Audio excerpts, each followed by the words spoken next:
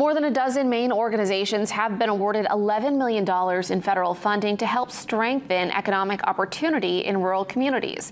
Alyssa Thurlow was at the University of Maine in Orono today, where the announcement was made, and has more. These historic investments will strengthen Maine's heritage industries, enhance our outdoor economy, increase our resiliency to climate change, and create good-paying jobs in our rural communities.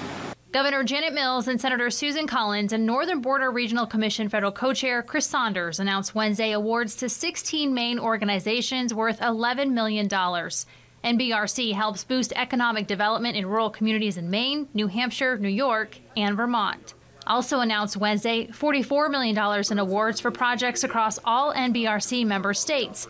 That's the single largest grant round since the commission was established in 2008. Senator Collins says this funding will give northern communities the tools they need to prosper and provide opportunities. To show our young people they can stay right there in rural Maine and get good jobs and have the access that they need. Other Maine projects selected for funding include $750,000 to help redevelop the former East Millinocket mill site, climate resiliency enhancements in Stonington, and infrastructure improvements in Greenville.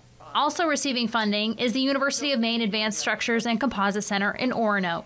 They've been awarded $1 million to establish a new manufacturing center called the GEM Gateway that will help connect Maine people with career opportunities in critical fields. We're just delighted with this award and very proud of the fact that we'll be able, with our Factory of the Future, to take our heritage industry of forestry and look at new and innovative ways to use those products and materials in a host of applications that can all make a difference within the infrastructure for the state of Maine and beyond.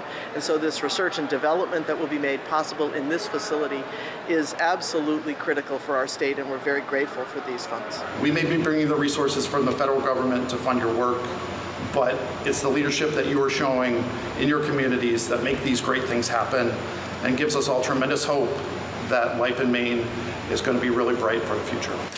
Alyssa Thurlow, WABI TV5 News, Orono.